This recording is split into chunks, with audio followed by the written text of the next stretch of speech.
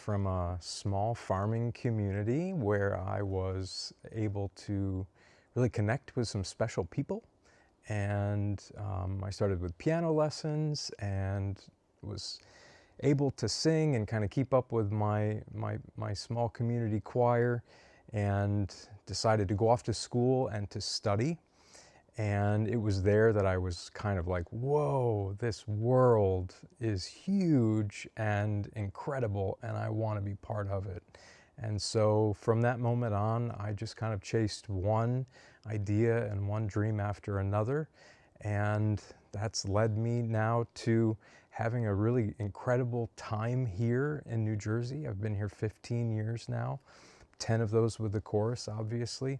And it just continues to be this really interesting path where you have so much to learn, so much to do, so many ways to grow, so many people to meet, and you just continuously kind of find more areas to explore and to kind of dig into and hopefully piece something together that means something to someone.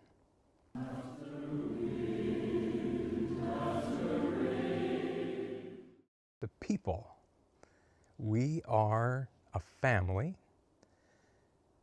That means that we grow together and we learn from one another, and sometimes we disagree and sometimes we face challenge, but at the end of the day, we really are a family. I've been here 10 years, there are people that have been here 30, and so to feel connected is huge. This is more personal, but when you move across the country for a job, like I did, it's easy to just be in that job and to feel like that's the community. But when I show up on Monday nights, this is truly like my time to know the people of my community and to be together. And without that, I wouldn't know so many things. I know meteorologists, I know enough doctors to never get sick. I know teachers, educators, incredible parents, grandparents. It's amazing. Where else do you walk in and just get to have such a huge kind of built-in family that all value the same thing that you do, which is music and love to share it. So for me, it's the people.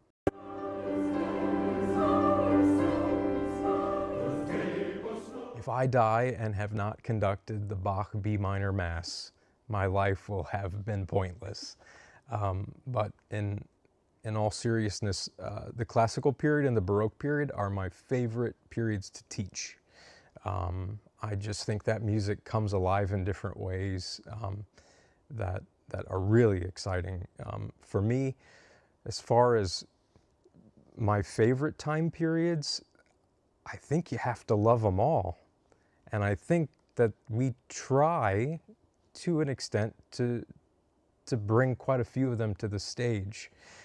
We're not doing any Renaissance motets with 130 people, but there is certainly quite a bit of repertoire that we can do that spans it all.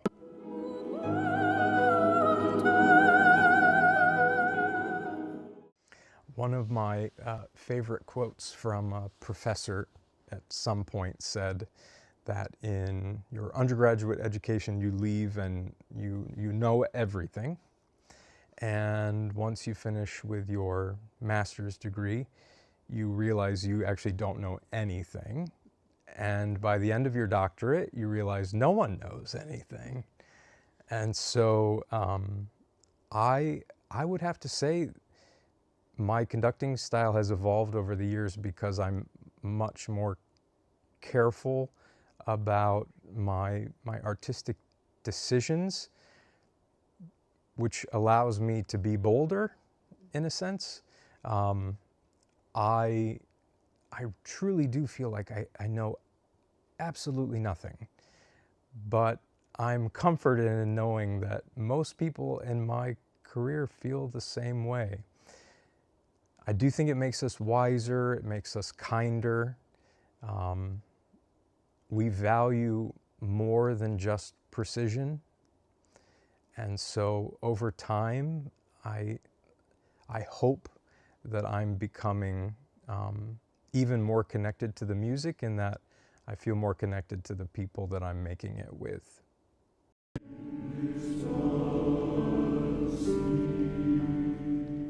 Choosing a repertoire is like the most incredible privilege that I feel like I have as the conductor of the group. It's also really hard. It's really hard. We have 130 people from all generations, careers, lives, and they're all really showing up on Monday night for different reasons. And so for me to try to capture a story that touches everyone at least once in a performance is really my goal. And so when you come to one of our performances, hopefully you do kind of think, wow, that's a lot of different things kind of pieced together, because we are a lot of different people pieced together. And so I try to start with an idea, a concept that is usually because of one specific piece. And then I try to kind of build around it. And then you farm it out to people that you trust and know will be honest with you. And then you start over. And then after, a few goes at it, you kind of feel like, I have something that's worth people showing up on Monday night, tired after work, something worth us kind of investing in together, and that an audience might enjoy.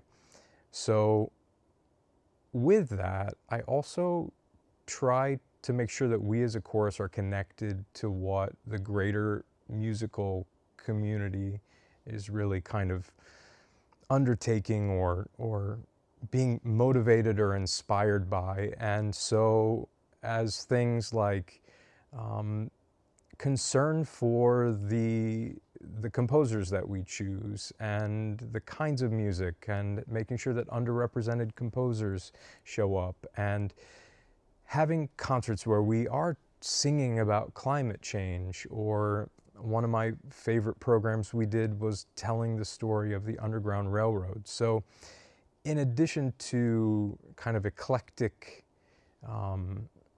concerts, I do love that we take on some issues at least once a year, if not every other year. And I do think that it brings us closer as a group.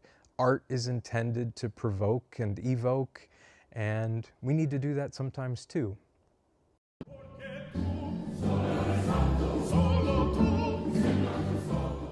I have to say that I think my church choir makes me the best teacher of the week. When you show up to different groups and different people, and in a week I have a children's chorus, a bell choir, I teach at the college, here with the Greater South Jersey Chorus, it is really a wide range of experience and interest. But that's what kind of keeps me awake, and it keeps me alive. If I'm not connecting with people, then I'm really not doing all that I can to make the music and the art what it really deserves to be. And so for me, while sometimes I may get a little cranky, I think the diversity of experience is probably one of the most important things to me in my professional life. To take people through a journey that at first feels impossible and then feels like a triumph is incredible. That doesn't always mean you get it right, and that's part of the challenge too.